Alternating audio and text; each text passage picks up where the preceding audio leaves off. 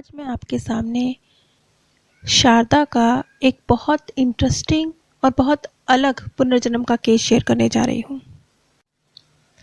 ये केस है उत्तरा हुदर का, जो कि पास्ट बर्थ में शारदा नाम से थी। और ये बहुत ही एक हैरान करने वाला केस है। अब तक जितने भी पुनर्जन्म के केस आप लोग के साथ शेयर किए गए हैं, उनमें बहुत सारे तथ्यों को एक्सप्लेन किया गया है, लेकिन एक बहुत ख़ास तथ्य है जो अभी तक एक्सप्लेन नहीं किया गया।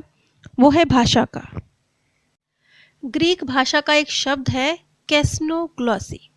इसका अर्थ होता है विदेशी जुबान, विदेशी भाषा। और इसमें जो पुनर्जन्म लेने वाला व्यक्ति होता है वो कैस्नोग्लॉसी में एक विशेष भाषा बोलने की क्षमता रखता है। कई बार वो बेहोशी की अवस्था में बस कुछ बोलता है, लेकिन बोलता है और भूल जाता है। जब वो बोल रहा है तो उसे खुद भी नहीं पता होता उसने बोला क्या है। और एक दूसरी स्टेज होती है जिसमें वो ना सिर्फ दूसरी भाषा बोलता है, बल्कि एक अनजान भाषा जिसमें उसमें अगर दो लोग आपस में बात भी कर रहे हो तो उनकी बातचीत समझता है, उस बातचीत का हिस्सा बन सकता है। ये दो अलग अलग स्टेज हैं कैस्नोग्लॉसी की। और ये वो भाषा होती है जिससे उस व्यक्ति का इस जीवन में कोई लेना देना नहीं है। ना उसके आसपास कोई बोलता है, ना उसने कभी सीखी है, ना पढ़ी है। बिल्कुल ही उस भाषा से उसका कोई ताल्लुक नहीं है। अच्छा, यहाँ पर एक और ख़ास बात है। अब जैसे ये उत्तरा का केस है, उत्तरा जो कि पास्ट बर्थ में शारदा थी। उत्तरा में कभी कभी, क्योंकि ये सभी कैस्नोग्लॉसी के मामलों में होता है, कभी कभी शारदा का व्यक्तित्व बहुत ज़्यादा हावी हो जाता है। अब सामान्य भाषा में तो इसे भूत प्रेत कह देंगे, जबकि ये भूत प्रेत का मामला नहीं है। ये हम आगे समझेंगे कि ये किस तरीके से पुनर्जन्म का मामला है। तो कभी कभी उसके ऊपर शारदा का व्यक्तित्व इतना ज़्यादा हावी हो जाता है कि वो एक अन्य भाषा बोलने लगती है। लेकिन वैसे जब उस पर शारदा का व्यक्तित्व हावी नहीं होता उत्तरा पर, तब वो अपनी ही भाषा बोलती है।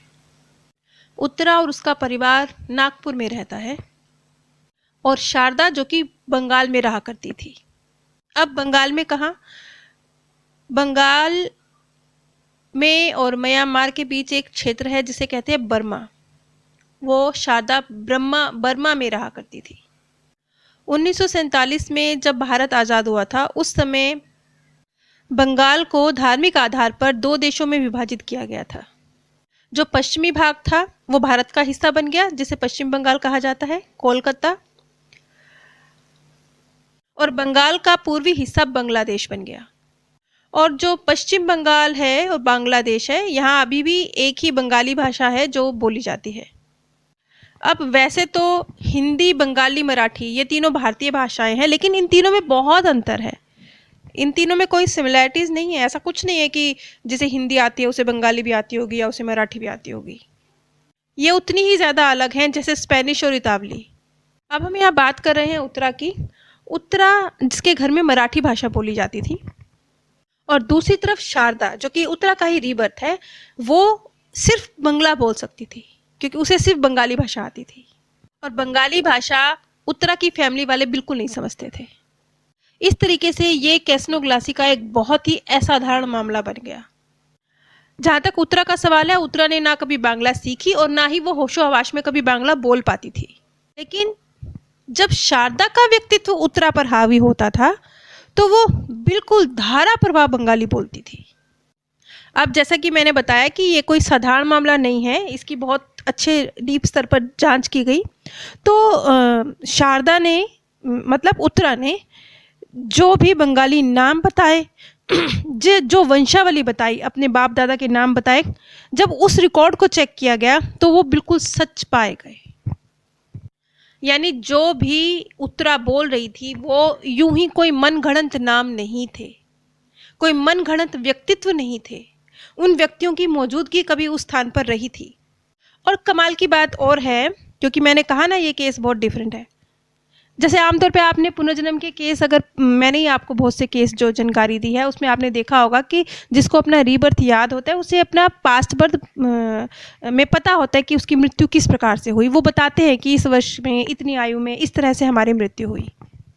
लेकिन ये केस अलग था। यहाँ पर जब उत्तरा में शारदा का व्यक्तित्व हावी होता था, तब वो ये भूल जाती थी कि वो मर चुकी है, यानी शारदा की मृत्यु हो चुकी है। यहाँ पर एक खास बात कि शारदा की मृत्यु सांप काटने से हुई थी। उसको पैर में कोबरा ने काट लिया था, जिससे उसकी मृत्यु हो गई थी। अब जब शारदा का व्यक्तित्व उत्तरा पर हावी होता है, तो जब वो बताती है, जानकारी देती है शारदा के रूप में, तब वो ये बात स्पष्ट कहती है कि उसको पैर में कोबरा ने काट लिया था, लेकिन उसके काटने के बाद उसकी मृत्यु हो गई थी, ये बात उसे याद नहीं है। ये वो नहीं कहती। ये उसके जीवन की आखिरी घटना थी। उसके पैर में सांप ने काटा, ये उसके जीवन की आखिरी घटना थी। वो इसे बताती है, उत्तरा के रूप में शारदा ये बात बताती है कि उसको ये घटना याद है कि उसके पैर पे सांप ने काटा, लेकिन बस यहीं तक। इससे आगे कि उसकी मृत्यु हो गई, ये उसे पता नहीं है। अब इससे भी ज़्यादा इंटरेस्टिंग एक बात और थी कि जैसे शारदा का व्यक्तित्व जिस समय का है, उस समय पर अंग्रेज़ों का शासनकाल हुआ करता था और टेप रिकॉर्डर, टीवी, फ्रिज, ये सब कुछ नहीं हुआ करता था। तो शारदा के समय में क्योंकि ये सब कुछ नहीं था, इसलिए जब शारदा का व्यक्तित्व उत्तरा पर हावी होता है, तो उत्तरा को ये सब चीज़ें समझ नहीं आती। अब एक्चुअल में क्या होना चाहिए कि जब उत्तरा के ऊपर शारदा का व्यक्तित्व हावी होता है, तब उसे ये चीज़ समझ में आनी चाहिए। जब उसे दुनिया अलग दिख रही है, उसे दिख रहा है टीवी, फ्रिज, ऐसी चीज़ें दिख रही हैं जिससे उसका पहले कभी ताल्लुक नहीं रहा, तो उसे ये बात समझ में आनी चाहिए कि शायद वो बिल्कुल ही किसी अलग दुनिया में पहुंच गई है। लेकिन नहीं, उसे ये चीज़ समझ नहीं आती, बल्कि वो ये जिद पे अड़ी रहती है कि शारदा हूँ मैं और मेरा परिवार वहाँ पर है, और ये पता नहीं मुझे कहाँ ले आए हो, ये चीज़ें पता नहीं क्या हैं। यहाँ तक कि वो कुर्सी पर भी नहीं बैठती, क्योंकि ये अंग्रेज़ों के ज़माने की समय की बात है ना। तो उस ज़माने में जो कुर्सी हुआ करती थी, वो जो उच्च कुलीन व्यक्ति हैं उनके बैठने के लिए, और जो अंग्रेज़ हैं उनके बैठने के लिए हुआ करती थी। जो निम्न जाति से संबंध रखने वाले व्यक्ति होते थे, वो ज़मीन पे बैठते थे। तो शायद शारदा भी नीची जाति से संबंध रखने वाली महिला थी, तो वो ज़मीन पे बैठा करती थी।